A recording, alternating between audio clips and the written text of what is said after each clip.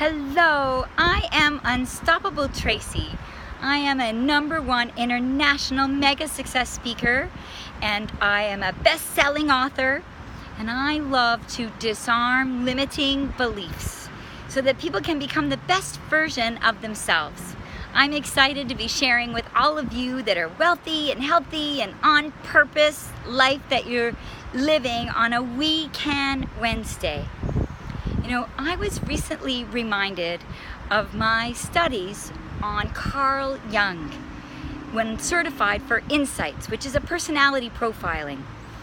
And I remembered when working with this group, MD Financials, Medical Doctor Financials, where we had a bunch of different personalities in the room. And it was very similar to when I was in Nepal. We were trekking for 9 days, and we had folks that were extroverted, outgoing, super social. They were happy to be with people all day long, every minute of the day. And we had folks that were super introverted and needed their solo time. And when you're trekking in Nepal as a group, you're almost always with people all of the time. And then we had folks that really wanted to plan and organize, where are we going to today and what's our next step after lunch, and real thinkers and organizers. And then we had people that were more that like to go for their gut, and feelers, and they were worried about somebody's blisters or how someone was feeling, or if they're just hot and sweaty and they're not angry at all, but they're just hot and not like leaping lizard happy, but they're just in action because they're feelers, but the feelers are feeling for others. And so what was really great about this incredible trip in Nepal is I remember one day we got up to the Modai Kola River. It was about an 840-foot drop below me. And this suspension bridge that we had to go across was missing planks, and there were rungs either side for people to hold on to. But because I was trekking with my legs off and doing it on my knees, these, you know, symbolic railings of sorts on this suspension bridge with just a couple of pieces of rope were over my head. And I remember getting to the other side of this suspension bridge, and it was a little breezy, it was swinging, you know, missing planks for me.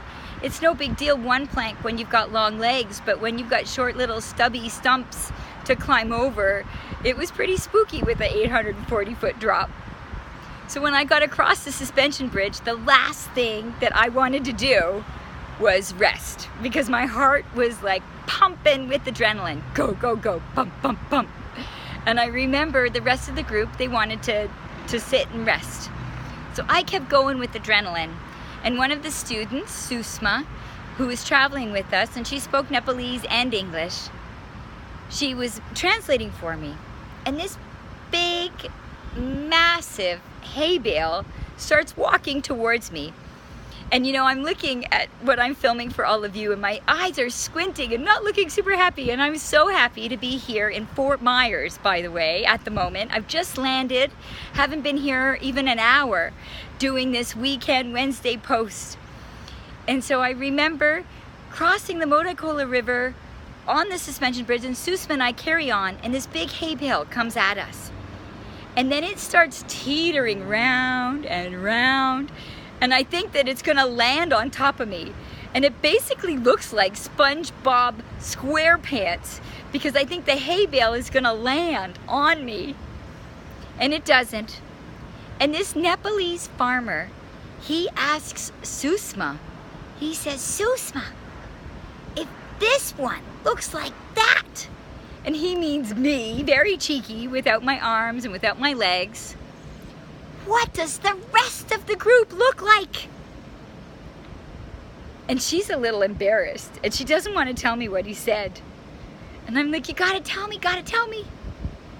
And so one of the other Nepalese folk that are traveling with us, that were sitting and they were resting at the suspension bridge, he told this farmer, he said, "one of them doesn't have a head."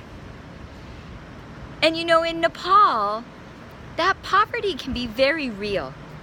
There are people with no food, there are people with barely any clothes, and you know what they do in that survival mode is they might feed one person who brings the most to the village.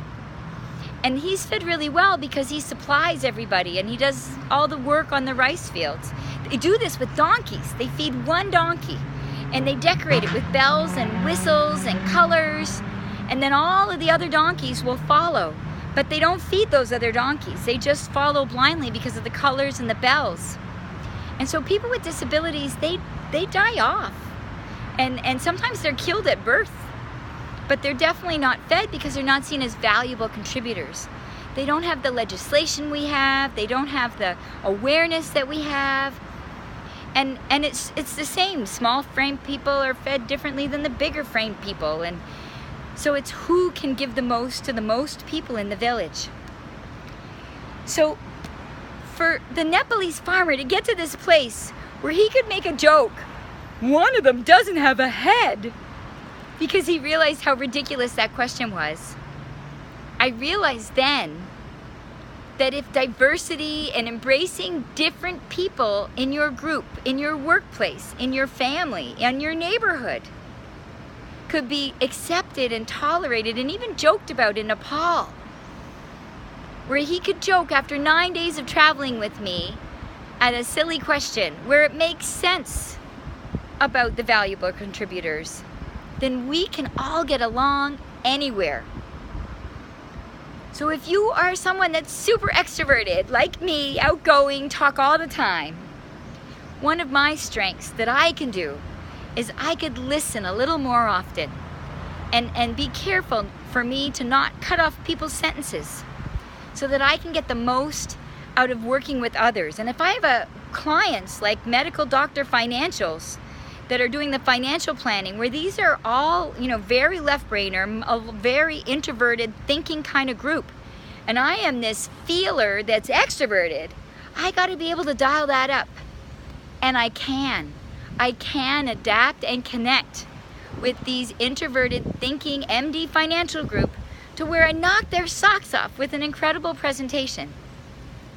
And if you are an introverted thinker, you're someone that likes to reflect and observe, that be sure that when you're trying to say, oh, I'm not a salesperson, or I'm not really all that fond of being and mixing in big groups, that you dial it up and you try to say hello a little more often, and you try to bring out that relationship quality that connects you with others. Because shame on you for having this incredible talent that maybe you're looking to sell, or a service you're trying to educate, like IT planning, like financial services. And not to say that all accountants and IT are necessarily introverted thinkers, but as a majority, it's very common in the profiling of the Carl Jung profiling.